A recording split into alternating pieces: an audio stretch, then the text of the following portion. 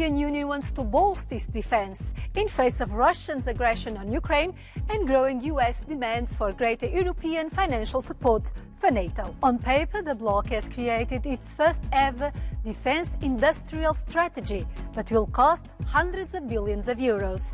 Challenges for European rearmament are in focus this week on eu-decoded. The Commission proposed a European defense industry program in March 2024.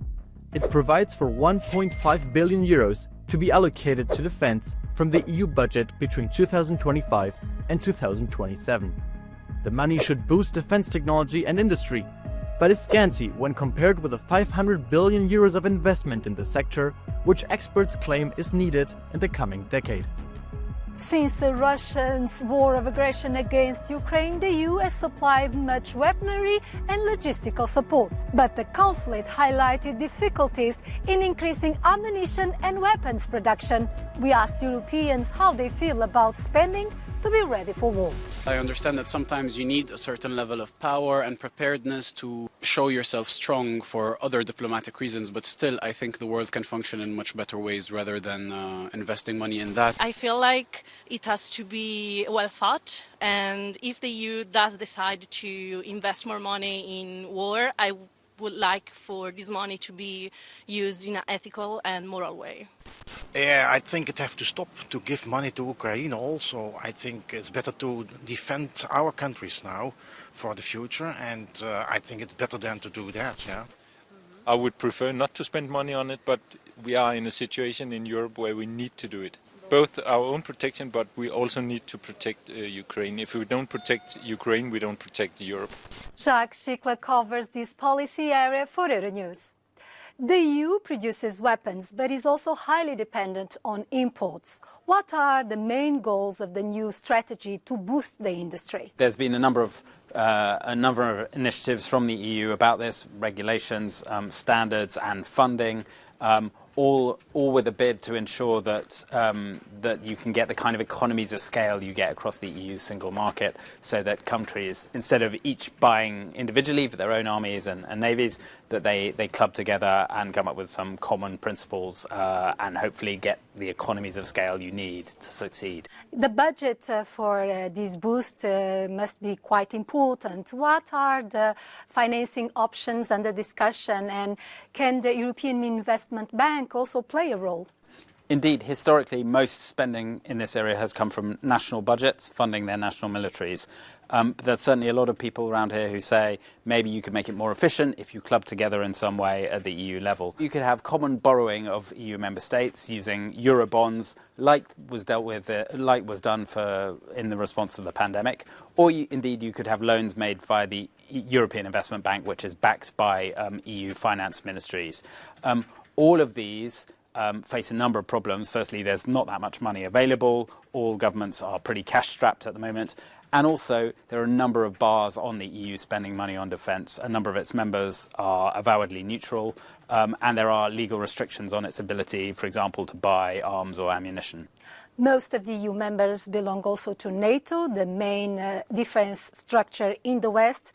How does this affect the investment plans for the defense sector? When you look at an industrial policy for defense, the risk is that you exclude other NATO members, such as the US or the UK. They won't be very happy if the EU passes a regulation that says all our military spending, it has to be spent on European companies. It can't be spent on British aerospace or US defence companies. So there's the risk that creates a rift within the NATO alliance. More money will be also needed if the contribution target to NATO by each country increases from current 2% to around 3.5% of GDP, as advocated by the new Secretary General of the alliance. This could mean that the EU would need to raise as a whole around 200 billion euros per year. Currently, only Poland, Estonia, Latvia and Greece spend 3% or more. Germany and France, the bigger powerhouses in the EU, have reached the 2% target. But other big economies such as Italy and Spain are not yet at that level of spending. With us at the European Parliament is Tobias Kramer, member of the Committee on Foreign Affairs and the Subcommittee on Security and Defence.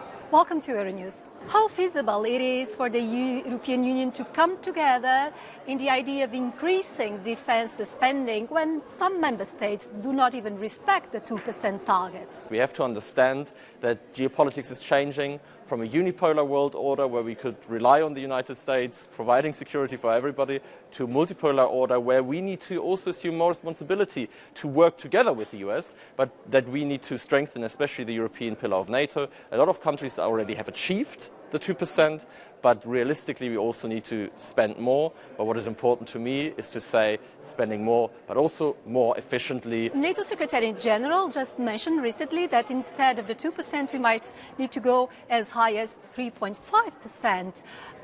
Germany, the country where you come from, is against the idea of issuing new common debt to get these large funds. But some countries argue that that is the only way to get a real boost to the industrial sector in the defense area.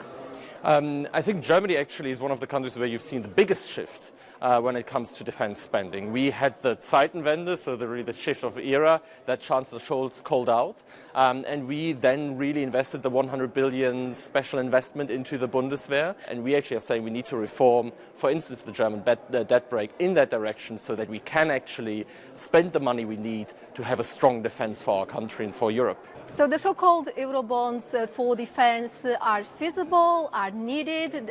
Will we have a consensus among the member states when you know that the frugal countries are somehow more skeptical about that? I think it's really important that every country meets at least 2% and that we then talk about how we can ensure that this is done, that also financing on the European level is done in a solidary way. And I think that different Eurobonds are one option, but I think there are also other things we can talk about. For instance, one problem is that there is a lot of private money that could actually be channeled in that direction. We talk about industry, when we talk about even the supply chain.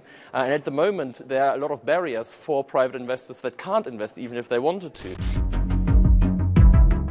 The EU is taking unprecedented steps to address the real potential of war. For the first time, it has a commissioner dedicated to the defense industry, the Lithuanian Andrius Kubilius. It also wants to use part of Russia's frozen assets for supporting Ukraine. But it remains to be seen to what extent it has the conditions and unity to be a global military power.